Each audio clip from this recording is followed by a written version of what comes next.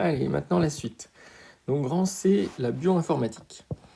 Donc depuis quelques années, depuis le séquençage entier du génome humain, de nombreux outils de bioinformatique ont vu le jour. Et je vous en propose 3. Le premier, Genome Data Viewer. L'intérêt, c'est de rechercher un gène dans le génome de plusieurs espèces. Par exemple, la drosophile, l'être humain, la souris, le poisson zèbre. Et donc, je vous encourage à cliquer sur le lien et, par exemple, de rechercher la localisation du gène VG. Donc, on a étudié chez, par exemple, les drosophiles qui avaient les ailes vestigiales, ou le gène CFTR qui est impliqué donc, dans la mucoviscidose chez l'être humain. Alors voilà l'exemple de résultat. Donc ici, là, on recherchait, donc ici on met donc ce qu'on recherche, on fait entrer, on trouve sur quel chromosome de la drosophile ce gène est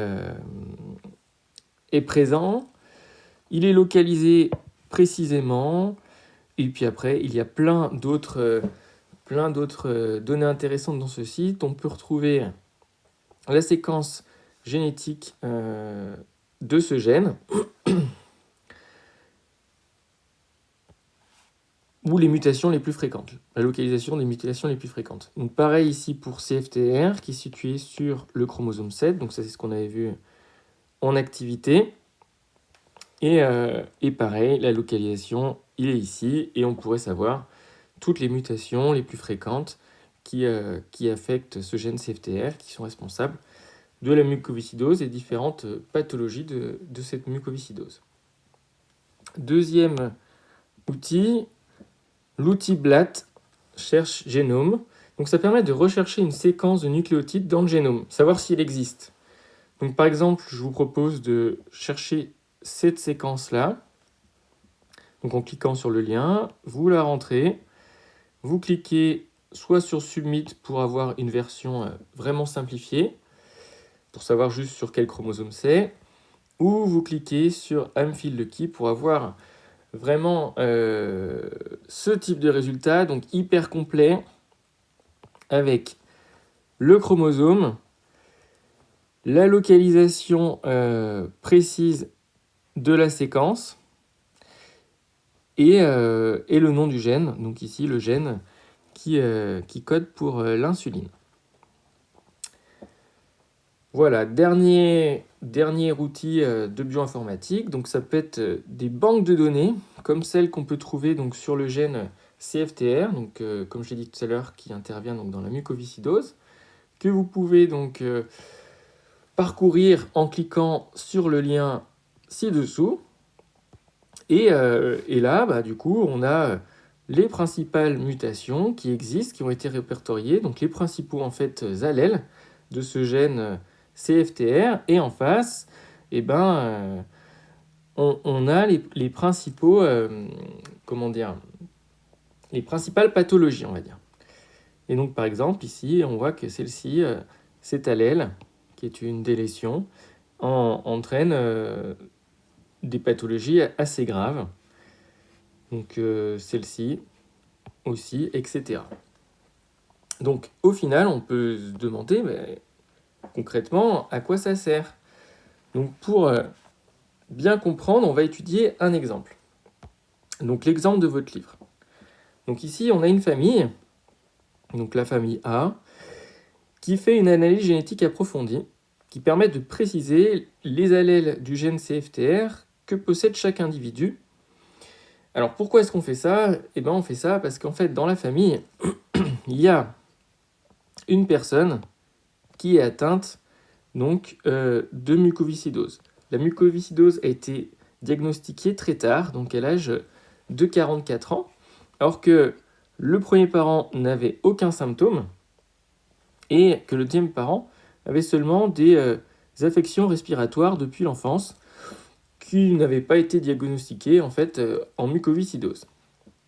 Donc au final, ce qui va se passer, c'est qu'on va savoir quels sont les allèles que possèdent, par exemple, les parents. Donc, ils possèdent en allèle 1 un allèle normal, et cet allèle normal, par exemple, il a été transmis à sa descendance à cet endroit-là.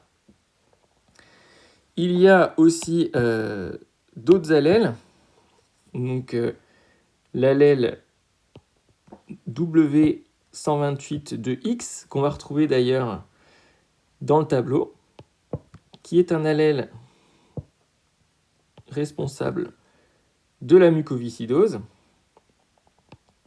qui est transmis ici et qui a été transmis ici. Encore un autre allèle, donc je vais changer encore de couleur. Donc, par exemple, cet allèle du père, 3849, celle-ci, qui est un allèle responsable de la mucoviscidose. Donc là, on se rend compte que le père porte un allèle normal et donc un allèle responsable de mucoviscidose. On sait que c'est une maladie qui est récessive, donc c'est pour ça qu'il ne possède aucun symptôme, parce qu'il a un gros allèle normal.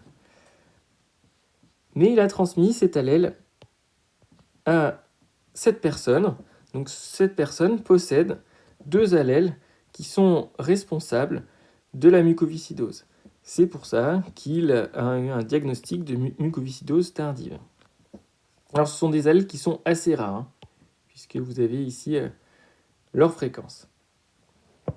Alors ce qui est intéressant, c'est que cet allèle A2 a été transmis ici à cette descendance. C'est-à-dire que cette personne a un allèle responsable de la mucoviscidose. Donc on va s'intéresser à son deuxième allèle qu'il possède.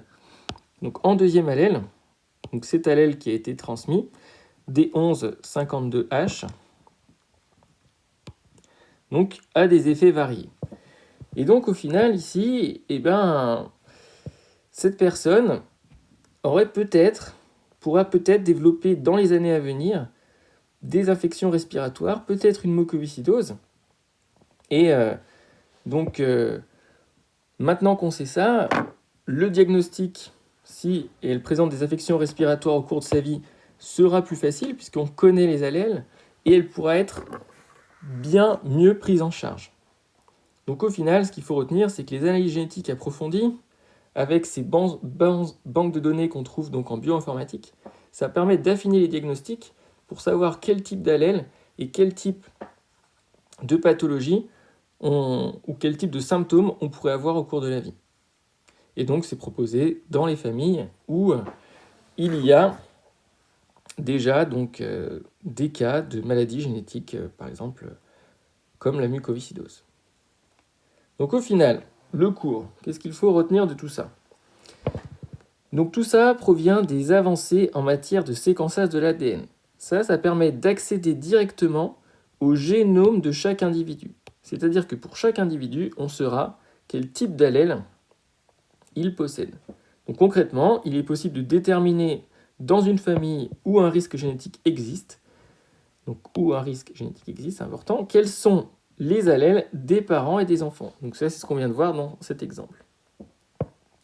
La bioinformatique permet d'accéder à des bases de données provenant de milliers de personnes dans le monde.